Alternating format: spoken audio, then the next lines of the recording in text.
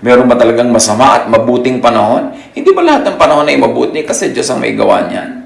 So pagka sinasabi ng mga tao may bagyo, tumago tayo sa kuweba at palampasin muna natin ang galit ng Diyos. Talaga bang galit yun ng Diyos? Or is it a natural phenomenon that humans read in a human way and they humanize God? Tapos sinasabi nila, nagagalit ang Diyos. Is God's anger personal and subjective or objective? God-ordained response of God-created natural law. In other words, halimbawa, nagdumi ka ng ilog, nalaso ng ilog, namatay ang mga isda, nawala ang mga halaman, naging mabaho, sinasabi mo ba, ay nagalit ang Diyos, nilaso niya ang dagat, ang ilog, ang tubig? O yung sinasabi nating nagalit ang Diyos ay nagalit ang nature, or yung God-ordained natural law was broken, and of course, it will have a natural, automatic effect. Magkakaroon ng tunay na bunga, cause and effect, na binabasa lang natin, binabasa ng mga relihiyoso as nagalit ang Diyos. Does God need to respond personally, subjectively to every occurrence in creation? Halimbawa, ayan, nagsisigarilyo ka kasi, nagalit sa'yo ang Diyos, binigyan ka ng cancer sa baga. Ganun ba talaga yung Diyos? Ay, nagagalit ako sa'yo, bibigyan kita ng cancer. Yung, halimbawa, napuyat ka, naglalakad ka sa hagdan, nahulog ka, sasabihin ng mga tao, ayan, hindi ka kasi natutulog, nagalit sa'yo ang Diyos, inihulog ka. Ganun ba yung galit ng Diyos? O may natural law? Umandar ang natural law. Natural law ay bigay ng Diyos, gawa ng Diyos. So, indirectly, parang Diyos ang nagalit. Pero kailangan mo talagang mag-decide ng Diyos every moment na magagalit ako, paparusahan kita, bibigyan kita ng sakit, nagagalit ako, hindi kita bibigyan ng asenso. Or, pag hindi mo sinunod ang natural law, ibig sabihin hindi mo sinusunod ang Diyos. At pagka ang naging bunga nun sa buhay mo, parang kaparusahan dahil sa ginawa mong pagpapabaya at hindi pagsunod sa natural law, yung ba talaga ay personal na galit ng Diyos o automatic natural law at work? Genesis 2:2, by the seventh day, God had finished the work He had been doing. So on the seventh day, He rested from all His work. So anong ibig sabihin nun? Nung matapos ang Diyos gumawa daw ng 6 days, and of course, pinag-uusapan pa kung literal ba yan o metaphorical, but anyway, hindi yan ang topic natin ngayon. Basta natapos nang gumawa ang Diyos, di tapos na siya. Alam nga namang every moment na dinumihan mo ang ilog, ay gagawa uli ang Diyos, lalasunin niya dahil nagagalit siya sa atin.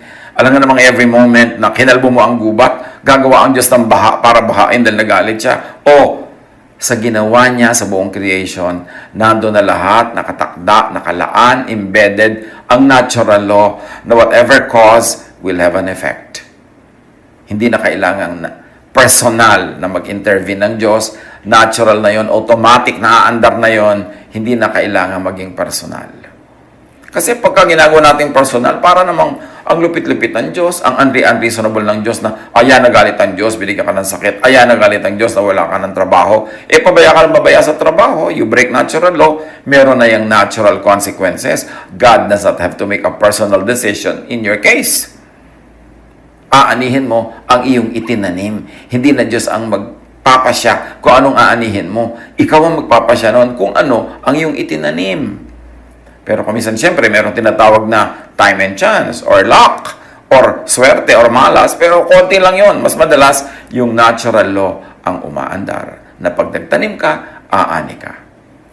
Before institutionalized and formalized religion, before religious law, there was natural law.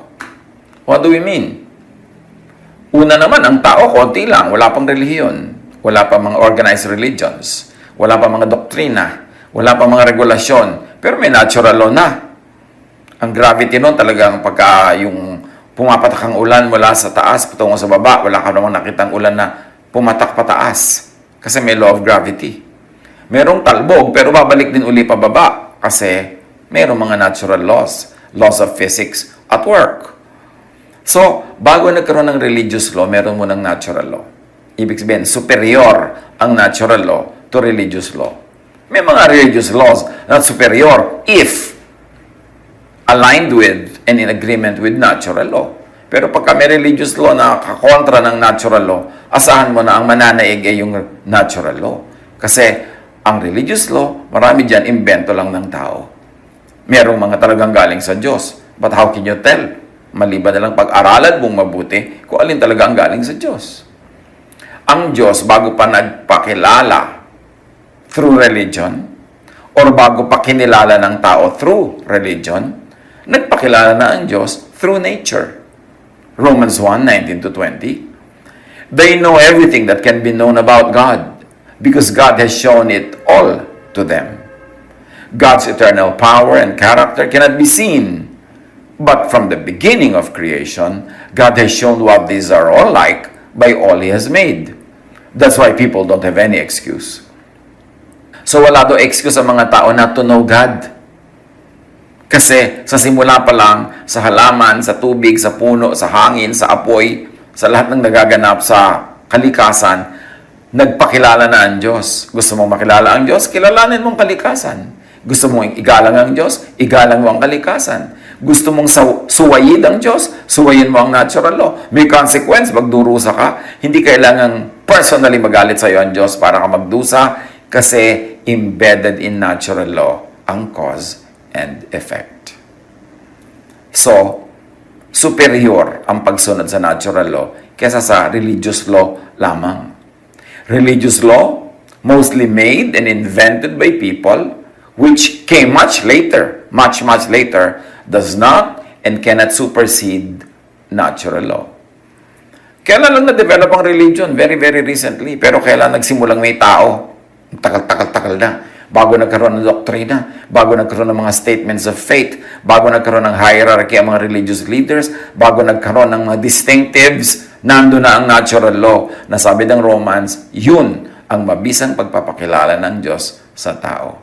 Walang sala, walang pagkakamali, laging consistent, kahit ano pang yung religion, iisa pa rin ang laws of nature. Matthew 15:7-9. Ito ang sinasabi ni Jesus tungkol sa mga religious leaders. Ang dami-dami nilang turong laws. You hypocrites, Isaiah was right when he prophesied about you. These people honor me with their lips, but their hearts are far from me. They worship me in vain. Their teachings are merely human rules. Imagine Jesus saying that. And that was against the people of his time.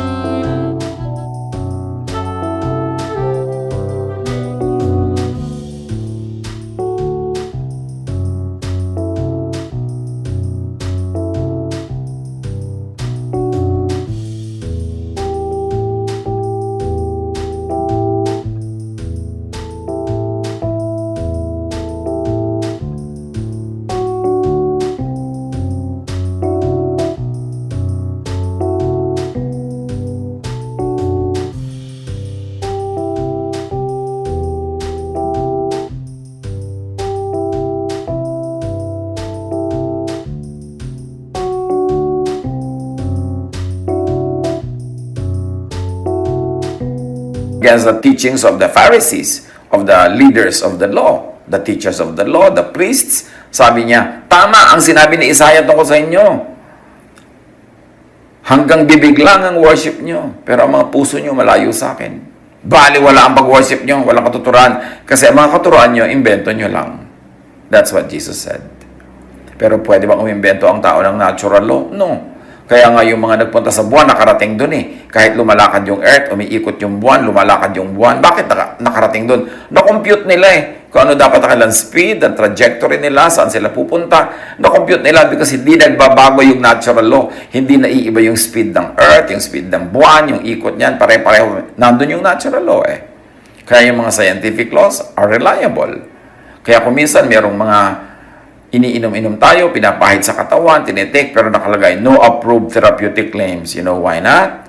Kasi wala silang enough scientific research and enough scientific tests para patunayan ang kanilang claim. Kasi dapat masunod yung statistics, masunod yung requirement ng science para tanggapin yan as truth. Eh dahil maggastos ang ganong research, yung mga iba hindi nila nagre-research, kulang ang research nila, puro na lang mga Testimonial, sabi ng tatay ko, effective yan. Sabi ng ganitong artista, effective yan. Pero hindi naman sila mga scientists. At yung effective kay Petra, hindi ibig sabihin na effective sa lahat ng tao. Kailangan mo ng statistics, kailangan mo ng scientific requirements to be met. Pero hindi na meet, nilalagyan nila no approved therapeutic claim. So, ibig sabihin, hindi pa yan na talaga napapatunayan ng science. At ganon ang dapat nating isaisip pagka tinasabi natin yung mga human rules, religious rules, mga testimonies, mga patotoo, dapat nakabase sa science, nakabase sa nature at sa natural law. Ngayon, yung paggawa ng Panginoon Diyos sa nature, sa kalikasan, sa daigdig, sa universe, everything is set on recycling mode. Kaya nga nasa Bible, pati water cycle Yung pagbaba ng tubig sa ilog, pag-evaporate, pagiging ulan, pabalik-balik, recycling. Kasi tapos na ang paggawa ng Diyos ng tubig. After the 6th day, tapos na ang paggawa niya ng tubig. Alam naman sa 7th day, wala pong tubig, gagawa na naman Diyos ng tubig. Kaya yung tubig, recycle. So, sasabihin ng mga tao, ay, nauubos na po ang hininga, nauubos ang oxygen, sabi ng mga hayop at tao. So, ang ginawa ng Diyos, may halaman, bubuga siya ng oxygen, ang tao naman bubuga ng carbon dioxide. So, yung tao, hayop at halaman, pag magkasama, may nare-recycle, laging hihingahin silang dalawa. And that follows in all laws of nature. Nagre-recycle. Kaya masama yung sinisira natin yung ganong cycles dahil mauubos yung supply na hindi mare-replenish. But what are we saying? Everything is set on recycling mode, on automatic, like the laws of science. Jeremiah 33:25 is an insight in that area. This is what the Lord says, I made my covenant with day and night and established the laws of heaven and the earth. Kaya kung minsan sa mga newscasts, mga news programs, sasabihin, ang araw ay sisikat bukas ng alas 5:45 ng umaga. Bakit alam mo na yun na hindi pa dumarating? Kasi na-measure na ng science ang movement ng araw, ang movement ng earth sa iba't ibang seasons na nalalaman natin. Kaya na itatakda kung kailan yung winter solstice, kung kailan yung summer, kailan yung autumn, kailan yung winter. Kasi may laws of science na umiiral. At sa ibang mga very developed places na meron sila mga gamit, nasasabi pa nila, pag uulan ngayong araw na to ng alas 3 ng hapon. Kasi meron ng scientific laws na na-discover sila. Lahat nakatakda. Ngayon, kailangan ba magalit ng Diyos pagka meron tayong ginawang paglabag sa laws of nature? God's anger need not be personal and subjective. Though it could be. Pwede naman. Wala namang makakapigil sa Diyos kung gusto niya magalit, kung gusto niyang matuwa, kung gusto niyang ikaw ay pagalingin, kahit kontra sa natural law, kaya yun ng Diyos at pwede niyang gawin. Pero all things being equal, and without that intervention or miraculous acts of God, it is the law of nature that will be at work. Even what we call God's anger. So God's anger could be automatic. Natural corrections and balancing done by nature na inutusan ng Diyos. When natural law, which is God's law, which is God at work, becomes upset, which means angry due to disrespect and violation. So pag sinasabi natin, ayan, nagalit ang Diyos, tinamaan ka tuloy ng kidlat, may natural law at work doon at hindi kailangan nagalit talaga ang Diyos, pero namamayong ka sa ulanan, walang mga ibang puno, ikaw lang ang nando sa bukid na walang kapuno-puno, ikaw ang pinakamataas na nakatayo doon, namamayong ka na may hawak ang metal na payong, syempre pag kumidlat, pupuntahin sa pinakamataas na lugar, at yun yung payong mo, tinamaan ka, nasunog ka, sasabihin iba, naghalit sa akin ng Diyos. Ang ibig sabihin lang noon, you broke natural law. Na pagka may thunderstorm, hindi ka dapat magdala ng bakal na mag-a-attract ng kidlat at hindi ka dapat nag-iisang nakatayo sa gitna ng bukid dahil ikaw ang tatamaan. So yung galit na yun, hindi talaga personal galit ng Diyos. It is a natural effect of what we do. It is a natural bunga ng pangginagagawa natin sa buhay. Jeremiah 6:16-19. Sinabi ni Yahweh sa kanyang bayan, tumayo kayo sa panulokang daan at magmasid. Hanapin ninyo ang lumang kalsada at alamin kung saan ang pinakababuting daan. Doon kayo lumakad at magtatamo kayo ng kapayapaan. So may ibinibigay na law ang Diyos. Subalit ang sabi nila, ayaw naming duman doon. So ayaw nila sumunod, ibe-break nila yung law na yon. Kaya't si Yahweh ay humirang ng mga bantay upang marinig ng Israel ang tunog ng kanilang trompeta. Ngunit sabi nila, hindi namin yun pakikinggan. So ayaw na talagang sumunod sa utos. Kaya't sinabi ni Yahweh, makinig kayo mga bansa upang malaman ninyo ang mangyayari sa sarili kong bayan. Makinig ang buong sanlibutan.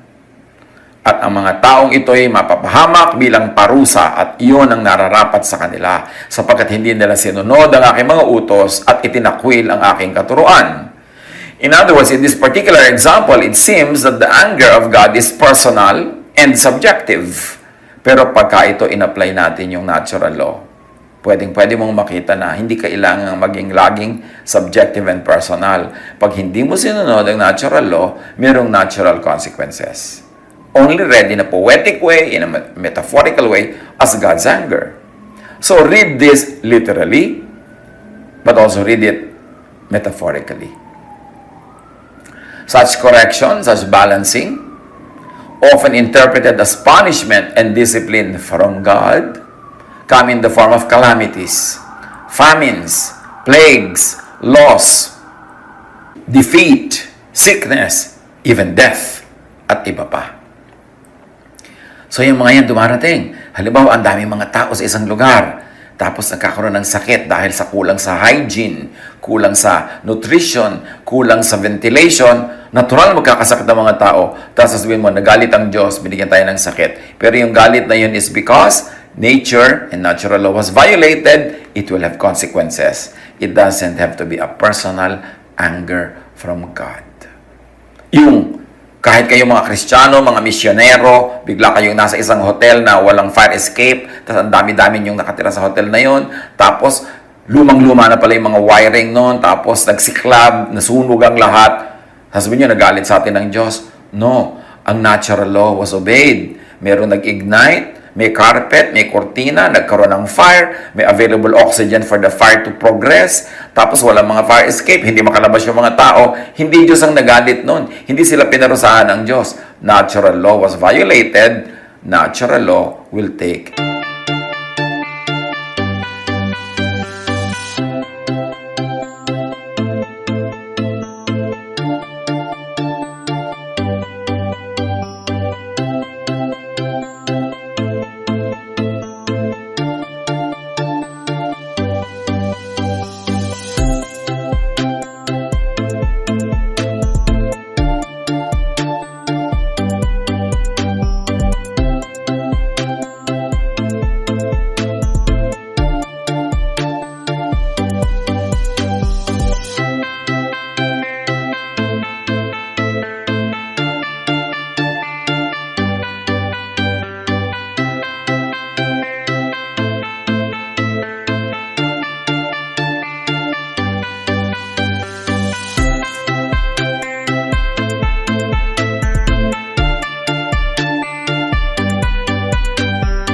Its course. Ganon din sa kasakit at maging sa kamatayan. Numbers 11:31-34. Si Yahweh ay nagpadala ng hanging may tangay na laksalaksang pugo mula sa kabila ng dagat. Ang mga ito'y nagliliparan sa paligid ng kampo. 1 metro lang ang taas ng kanilang lipad mula sa lupa at ang lawak ay 1 araw na lakarin sa kabi-kabilang kampo.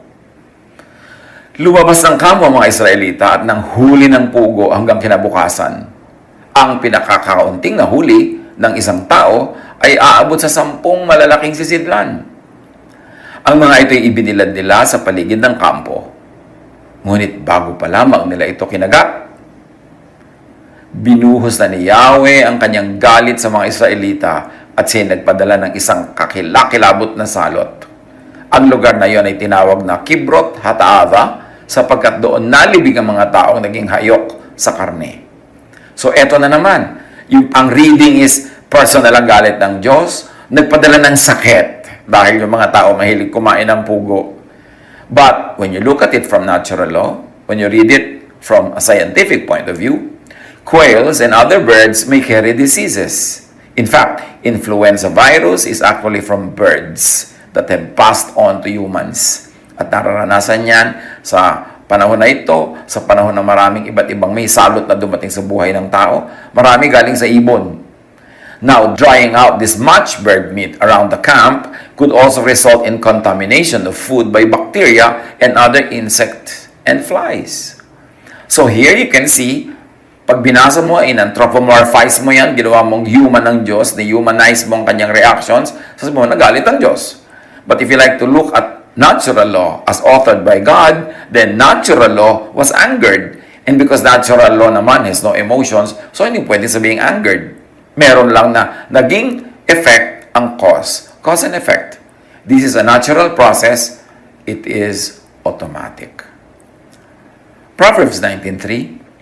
A person's own folly leads to their ruin, yet their heart rages against the Lord. Oo nga naman. Yung sariling kabaliwan ng mga tao ang nagbubulid sa kanila para mahapahamak, tapos magagalit sila sa Diyos. Sasabihin nila, ang Diyos naman, pinapagalitan tayo, pinaparusahan tayo. Sila naman ang may dala sa kanilang sarili sa ganong kalagayan. Here, cause and effect is at work. Proverbs 22:3. The prudent see danger and take refuge, but the simple or the fool, the penalty. Hindi kailangan magalit ang Diyos para maparusahan yung hangal, yung kahangalan niya ang magpapahamak sa kanya, and natural law will take its course. Cause and effect, automatic, impersonal yan. God does not have to personally cause or impose such punishments. They are automatic fruits of what is planted, effects of causes, natural outcomes of what is caused or allowed to happen. Numbers 14:25, 41 to 45. Kaya bukas, magpatuloy kayo sa paglalakbay patungong dagat na pula. Lumigid kayo sa ilang sapagkat ang mga Amoreo at Kananeo ay nasa kapatagan. So again, natural law ito. Lumigid kayo doon sa walang kaaway na nag-aabang sa inyo. Pagka kayo dasal-dasal, pero dumaan kayo doon sa kaaway nyo, matatambangan kayo at pwede kayo mapahamak. Obey natural law. Ngunit sinabi ni Moses, bakit ninyo sinusuway si Yahweh? Hindi ba ninyo alam na hindi magtatagumpay ang ginawa ninyong yan? Huwag na kayong tumuloy. Kapag tumuloy kayo, malulupig kayo ng inyong mga kaaway sapagkat hindi kayo sasamahan ni Yahweh. That could be personal, but it also need not be personal when they break common sense, when they do not follow good military tactics. It's as good as God is that with them, they will fail. Ang mga Amalekita at Kananeo ay naroon sa pupuntahan ninyo at tiyak na papatayin nila kayo. Hindi ninyo maasahan ang patnubay ni Yahweh sapagkat siya'y itinakwil na ninyo. Again, it could be read in a very personal way, but it could also be read as cause and effect. Your ways violate natural law, natural intelligence, natural logic. Therefore, do not expect to be blessed by God because what you plant is what you will harvest. There is cause and effect. Ngunit nagpatuloy pa rin sila kahit wala sa kanila ang kaba ng tipan at hindi nila kasama si Moses. Sinalakay nga sila ng mga Amalekita at mga Kananeo na naninirahan sa kaburulan. Tinalo sila ng mga ito at tinugi sila hanggang Horma. Parang sinasabi yan ng mathematical laws, if P, then Q. If you did this, this is going to be the result. Sa pag-analyze sa mga nangyayari sa buhay, the ancients could have only overly anthropomorphized or humanized and personalized natural law and ascribed it to, incarnated it as personal acts of God. Ginawa nilang parang napaka-personal, pero kung tutuusin, automatic na yon. Amos 3:6. When a trumpet sounds in a city, do not the people tremble? When disaster comes to a city, has not the Lord caused it? Or has not God-ordained law caused it? Has not God-given logic caused it? Magandang basahin yan in that kind of parallelism. You do not like to incur God's anger? You do not like to be punished by God's anger? Then do not anger nature. Do not break or disregard natural law. Do not upset the natural balance of life. Do not upset the universe. Then you will ask God to arise from His rest intervene and save you, and break and suspend and override His own natural law with a miracle, just to save you from your intentional acts and errors. Maraming mga tao, hindi kakain pero magpe-pray sa Lord ng strength.